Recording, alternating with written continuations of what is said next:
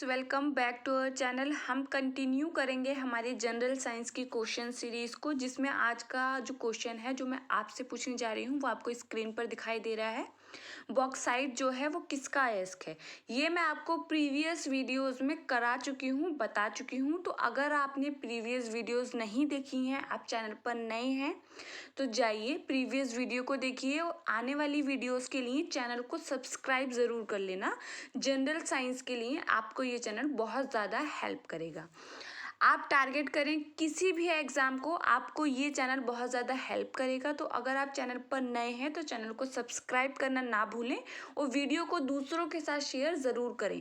आपका कोई भी क्वेश्चन हो आप कमेंट बॉक्स में पूछ सकते हैं, हम आपको उसका आंसर डेफिनेटली देंगे। चलिए फिर शुरू करते हैं आज का वीडियो। हम देखते हैं हमने आज कौन कौन से इंपॉर्टेंट क्वेश्चंस को शामिल किया है।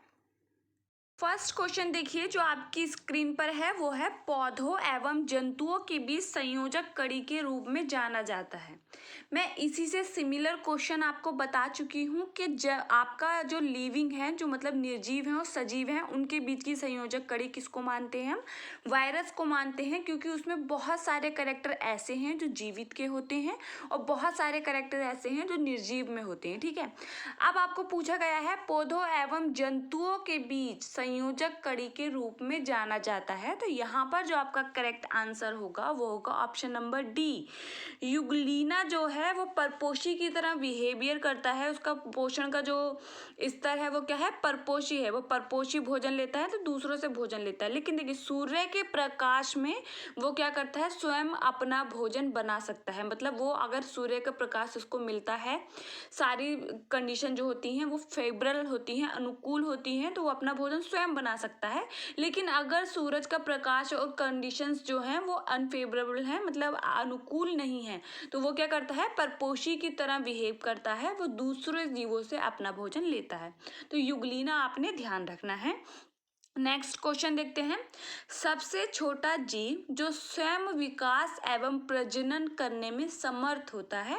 आपको ऑप्शन दे रखे हैं विषाणु, जीवाणु, माइकोप्लाज्मा या फिर बैक्टीरियोफेज। तो देखिए जो माइकोप्लाज्मा है वो सबसे छोटा जीव माना जाता है, जो स्वयं जनन कर सकता है, अपने आप की संख्या को बढ़ा सकता है और प्रजनन कर सकता है। तो माइकोप्लाज्मा आप ध्यान रखना है।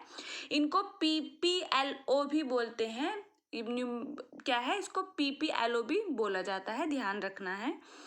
नेक्स्ट क्वेश्चन देखिए, जीवों के प्राकृतिक चयन का सिद्धांत किसने दिया? तो यहाँ पर आपसे पूछा गया प्राकृतिक चयन, मतलब नेचुरल सिलेक्शन जो है वो एक सिद्धांत दिया गया है। उसमें कहा गया है कि जो ज़्यादा बेटर होगा उसको प्राकृतिक क्या है? खुद ही चूज कर लेगी, खुद ही चुन लेगी आगे के लिए, मतलब जिसके जीन ज़्यादा बेटर होंगे। इस तरीके से एक सिद्धांत को एक्सप्लेन किया गया। तो आपसे पूछा जा रहा है कि वो सिद्धांत किसने दिया था? ध्यान रखना है, वो सिद्धांत दिया था डार्विन नामक साइंटिस्ट ने।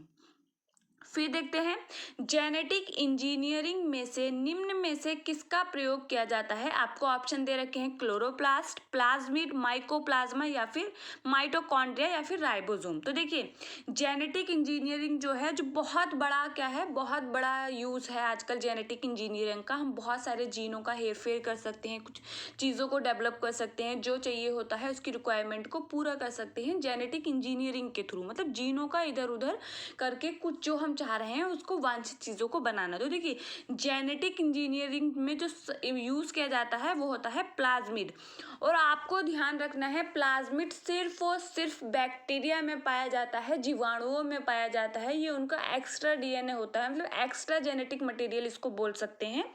ये DNA से अलग जो पाया जाता है वो क्या है? प्लाज्मिड। और इसका बहुत बड़ा यूज़ है आपके जेनेटिक इंजीनियरिंग में। तो ध्यान रखना है आपसे कि आपने कि प्लाज्मिड सिर्फ और सिर्फ जीवाणुओं में पाया जाता है, और ये क्या है? जेनेटिक इंजीनियरिंग में इसका बहुत बड़ा यूज़ है। फिर देखिए धुआं किस प्रकार का कोलाइड है? आपको ऑप्शन दे रखे हैं ठोस एरोसोल, द्रव एरोसोल, ठोस सोल या फिर सोल।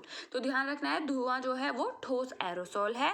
नेक्स्ट क्वेश्चन की तरफ बढ़ते हैं। मुख्य क्वांटम संख्या प्रदर्शित करती है इलेक्ट्रॉन से नाभिक की दूरी, मुख्य शेल में इलेक्ट्रॉनों की संख्या या फिर ऑर्बिटलों का आकार या फिर किसी शेल में सब शेलों की संख्या। तो ध्यान रखना है मुख्य क्वांटम संख्या जो है वो इलेक्ट्रॉन से नाभिक की दूरी को प्रदर्शित करती है, जिसको n से डिनोट करते हैं, प्रदर्शित करते हैं। एक चीज़ ध्यान रखनी है। 4 प्रकार की क्वांटम संख्याएं होती हैं और किसी भी एक के लिए आपकी चारों प्रकार की क्वांटम संख्याएं सेम नहीं हो सकती, ये चीज़ भी ध्यान रखनी है। और उनमें से जो मुख्य क्वांटम संख्या है जिसको एन से प्रदर्शित करते हैं वो क्या रिप्रेजेंट करता है, वो करता है इलेक्ट्रॉन से नाभिक की दूरी को।